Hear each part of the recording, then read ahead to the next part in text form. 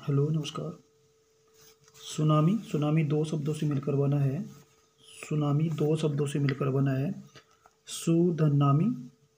सु का अर्थ है बंदरगाह, नामी का अर्थ है लहरें। इस प्रकार समुद्र से उठने वाली लहरें जो बंदरगाह की ओर आती हैं सुनामी कहलाती हैं। सुनामी के कारण, सुनामी किस कारण आती है? तो सुनामी आने के कारण यहाँ पर जो है भूकंप,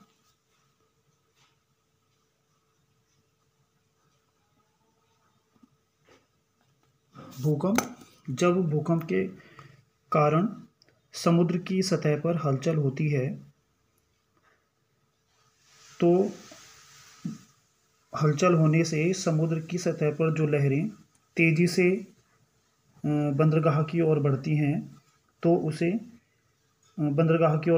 तो उसे सुनामी कहा जाता है। दूसरा यहाँ पर जो कारण है वो है आपका भूस्खलन।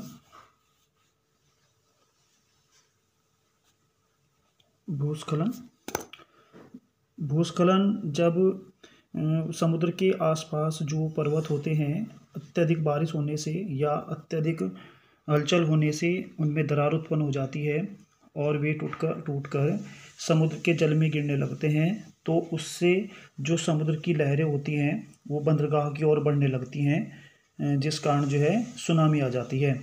तीसरा यहाँ पर कारण है ज्वालामुखी विस्फोट।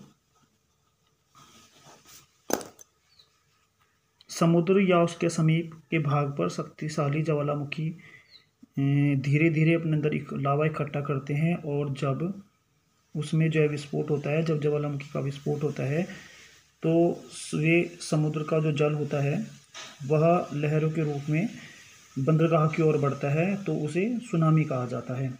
तो इस प्रकार से जो है सुनामी उत्पन्न होने के कारण यहाँ पर भूकंप, भूस्खलन और ज्वालामुखी। अब सुनामी के कारण, सुनामी के जो प्रभाव हैं, सुनामी किस प्रकार से जो है वहाँ पर जो है सुनामी किस प्रकार से आती है, तो ये आपका सुनामी है, ये चक्रवात की तरह जो है घूमती है और उसके बाद जो है सुनामी की जो लहरें हैं, जो पानी की जो लहरें हैं वो धीरे धीरे जो है तट की ओर आती हैं और फिर धीरे धीरे जो है सुनामी का रूप धारण कर लेती हैं। अब उसके बाद सुनामी के प्रभाव, सुनामी की जो लहरें होती हैं, सुनामी की अनगिनत लहरों को, समुद्र की अनगिनत लहरों को सुनामी कहा जाता है। इन लहरों की ऊंचाई 15 मीटर से भी अधिक होती है।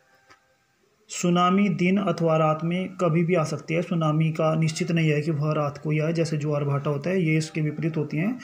तो सुनामी जो है दिन में और रात में जो है कभी भी आ सकती है। उसके बाद सुनामी की जो गति होती है 50 किलोमीटर प्रति घंटे की रफ्तार से जो है सुनामी की गति होती है। सुनामी की जो प्रथम लहर होती है वो बहुत ही शक्तिशाली होती है और जो बाकी उसके बाद लहरें होती हैं वो थोड़ा कम शक्तिशाली होती हैं। सुनामी अत्यंत विशालकाय और विनाशकारी होती हैं।